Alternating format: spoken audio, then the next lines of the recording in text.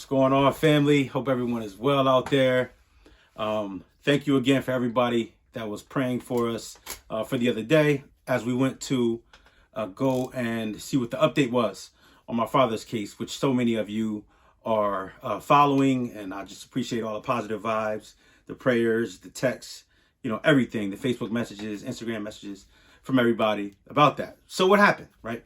So to start off, the biggest thing that came out of the meeting was that the person who is looking into it and has the power to recommend for the case to be reopened said he was not going to recommend that the case be reopened. But he also said, I'm also not writing a report saying that your father is guilty of the crime. So he essentially just said, I'm at a stalemate, and this is the reason why I'm at a stalemate. So as most of you know, the FBI evidence that we turned over to him, which were fingerprints, and which was a lot of evidence showing that there was no physical evidence from my father inside of the vehicle that he was allegedly in, and there was no evidence from the vehicle on my father, on his clothing, on his sneakers, on his jeans, nothing on the victim's clothing, nothing from my father said that he was physically inside the vehicle. So what's the bad news? Good news, bad news, right? I always like the bad news first because I like to hurry up and get it out the way. So the bad news is, which is devastating, I asked about the fingerprints because we were thinking if we can get the fingerprints, hopefully we can get the fingerprints tested, and NCIC, which is a database that law enforcement uses to see if the fingerprints come back to someone else, because we know that they don't come back to my father. Well, what I was told from this individual was that all the evidence in the case has been destroyed. Every single piece of evidence. So the fingerprints that we're relying on has been destroyed. For what? We have no clue. The jacket that was found at the scene, which was the suspect's, which had blood on it from a victim and the suspect, has been destroyed. The rape kit done by the other woman in the second case, because there were two crimes that happened that night. On the second crime, the rape kit, that has been destroyed. So all these things have been destroyed. For what reason? We have no clue. He didn't even know why these things would be destroyed, because the rape victim, who is now passed, her case is still open. So the case, as of now, the case is still open. So why then would you destroy evidence? So that seems very suspicious to us, and definitely raises an eyebrow. The second part, in the case where my father was being stopped, and there was another individual who was being pursued by police, the individual that I was speaking with said that he felt as though the officer misspoke when writing, saying that these things were simultaneous and that they happened at the same time. So how he can, after 30 years, come back, read a report and say, no, this officer didn't mean to write this, is beyond me, because that's one thing that we're based it on also, is that there was no way my father could be stopped by one officer and being chased by another officer at the same exact time. The officer that even stopped my father admitted under court testimony, under oath, that he also heard on the police radio that another individual was being pursued that was matching the suspect.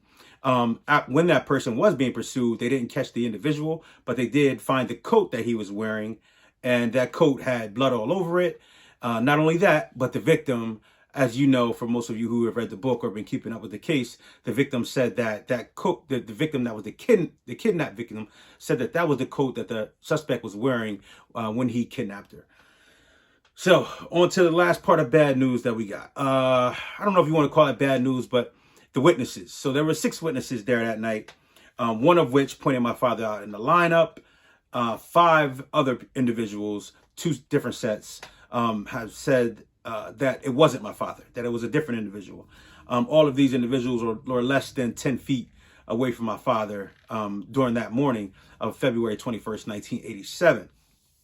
Now, when I asked and pressed why those witnesses were never called to court, his answer was, well, the state's not going to call someone to court that is not going to be beneficial to the state. right? So that makes sense. So in other words, if you have evidence as a prosecutor, right, and there's a witness that may say that individual is not the individual that you want to be the individual, that you won't call that person to court. It makes sense. I mean, it's a shame. It's a game that the criminal justice system kind of plays, and you have to rely on the lawyer to be kind of shifty enough to figure that out and get those individuals to court to testify on behalf of their client. So that didn't happen. So I mean, I guess my response after that was, well, now we're 30 years later, right? Now we're trying to look and find the truth. We know you won that first game. Now, 30 years later, we're trying to find out exactly what the truth is. So why wouldn't we reach out to those witnesses and things of that sort? And for that, he had no answer. He just said simply, it's 30 years later. We don't know if they're still alive. It is what it is. So what's the good news, right? There is good news that comes out of this. One, he didn't just close it out and say, we've exhausted this case. There's nothing we can do. Your father's guilty because of bam, bam, bam. He essentially said, because we don't have the evidence, we don't have physical evidence, we can't reopen the case at this moment. The good news is he's saying that based on what he's looking at, he has a lot of questions about the case still. One in particular question that he had was, if the woman was being abducted, the suspect got into the driver's side of the vehicle and moved over to the passenger seat, then the victim then came into the driver's seat. So at that point, why wouldn't she just run away? I mean, there are 3 witnesses right there. People are sitting there, witnesses that have said they've seen the 2 individuals come out of the alleyway. So he's like, I got a problem with that, and maybe his conscience is just messing with him as much as it's messing with all of us.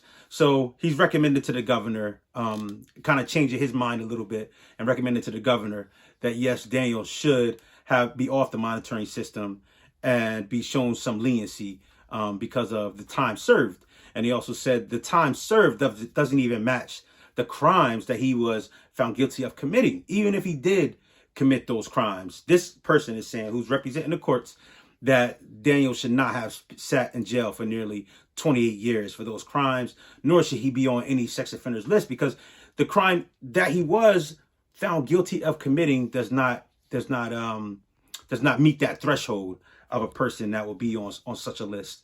So injustices all over the board, right? Injustices all over the board. And we are going to continue to push. We're going to continue to fight. I have a couple more ideas of things that we're going to do with me and my team. And it's a lot more. I can't say everything on the internet, but I wanted to update you guys and thank you guys and to tell you guys to keep praying. We're going to keep pushing. I mean, this feels like my life's work at this point. I've been working on it for so long, and we're making headway. Even with that bad news that he at that moment is not going to reopen a case, we're still trusting in God.